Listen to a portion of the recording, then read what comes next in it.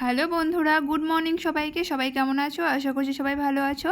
আর নতুন আরেকটা ব্লগ নিয়ে চলে এলাম তোমাদের সামনে। তো আজকে সকালে উঠে দেখো আমি সবজি বসিয়েছি। সবার আগে ফ্রেশ হয়ে আমি রান্নাঘরে বাসনও আজকে মাজিনি, বাসন টাসন সব রেখে দিয়ে আমি সবার আগে সবজিটা বসিয়ে দিচ্ছি, কেননা অনেক লেট হয়ে যাচ্ছিলো। তাই আমি আজকে উঠতেও লেট হয়ে গেছিলো, তাই ভাবছি আগে উঠে সবজিটা বসিয়ে দিই। বর আবার খাবে রুটি, তাই দেখো তার জন্য সবজি বানাবো। আলু, কোয়াশ আর একটা পেঁয়াজ দিয়ে দিয়েছি। আর এর মধ্যে দেখো আমি এমনভাবে রান্না করি সবজিটা, যে সব মশলা তেল আগেই দিয়ে দিই, তারপর একবারে বসিয়ে দিই, তারপর সেদ্ধ হলেই হয়ে যাবে। সবজিটা বসিয়ে দিয়ে দেখো আমি আটা মাখছি। বরকে বলছিলাম তুমি উঠে আটাটা মেখে দাও। 9টার সময় আমি আমার বরকে ডাকছিলাম, আমার বর বলছে থাক আজকে আর রুটি খাবো না। আমি ওরা ভাবলাম কালকে বলেছে রুটি খাবে, তো আজকে যদি রুটিটা না করে দিই তাহলে আবার কেমন হবে ব্যাপারটা। তাই রোজ রোজ ভাত খাওয়া হয়, তো আজকে ভাবলাম না একটু রুটি করে দিই। তো দেখো আমি রুটি সেরকম ভালো মাখতে পারি না, যেরকম পারি সেরকমই মাখি। আর আমি রুটি বানাই সেরকম গোল হয় না, তবে বিয়ের আগে আমি যেরকম রুটি করতাম, বিয়ের আগে তো আরও খারাপ রুটি করতাম, গোল তো হতোই না, মাঝখানে ছিঁড়ে যেত। আর এখন তো অনেকটাই শিখেছি, গোল গোল রুটি করা, অনেক কিছু শিখেছি। সত্যি কথা বলতে গেলে মেয়েরা না বিয়ের পরেই সব শিখে যায়, যখন চাপে পড়ে না তখন সব অটোমেটিক সে সব কিছু শিখে যায়। তো সেরকম আমার ক্ষেত্রেও হয়েছে এটাই। তো যাই হোক, দেখো ওইদিকে আমি সবজিটাও দেখে নিচ্ছি সবজিটা সেদ্ধ হচ্ছে কিনা, কেননা আমি না দুটো কাজ একসাথে করতে না খুব অসুবিধা হয়। তাও কি করব, লেট হয়ে যাচ্ছিলো যেহেতু, তাই ভাবলাম একবারেই হয়ে যাক দুটো। দেখো রুটিটা সেরকম ফুল ছিল না, তো যেরকম পারছিলাম সেরকমই করছিলাম। আর আমি রুটি খেতে তো একদমই পছন্দ করি না, আমার ভাতেই ভালো লাগে। সকালে উঠে আমার ভাত খিচুড়ি হলেই চলে।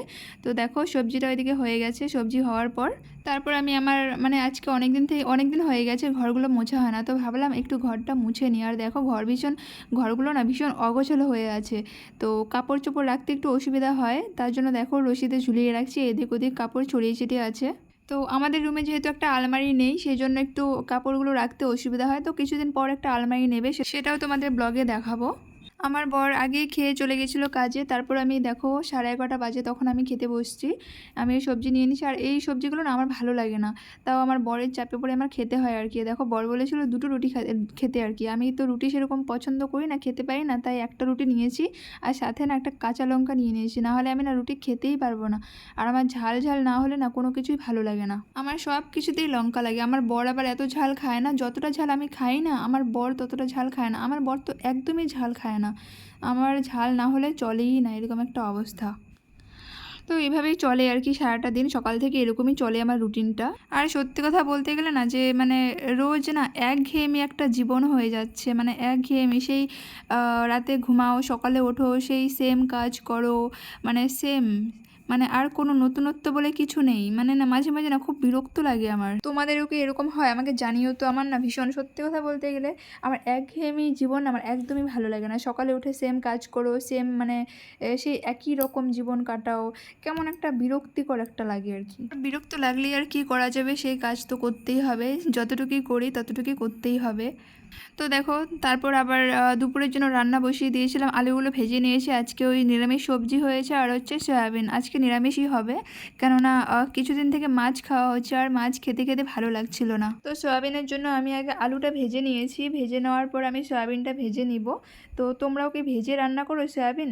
একটু জানাও তো আমাকে, কেননা আমি না সয়াবিন ভেজে রান্না করি, তাহলে আমার মনে হয় কি একটু স্বাদটা একটু আলাদা রকম পাওয়া যায় ভেজে রান্না করলে। আর বললাম না আমি অতটা ভালো রাঁধুনি নই, আমি বারবারই বলি আমি যতটুকু পারি ততটুকু খাওয়ার মতো করি।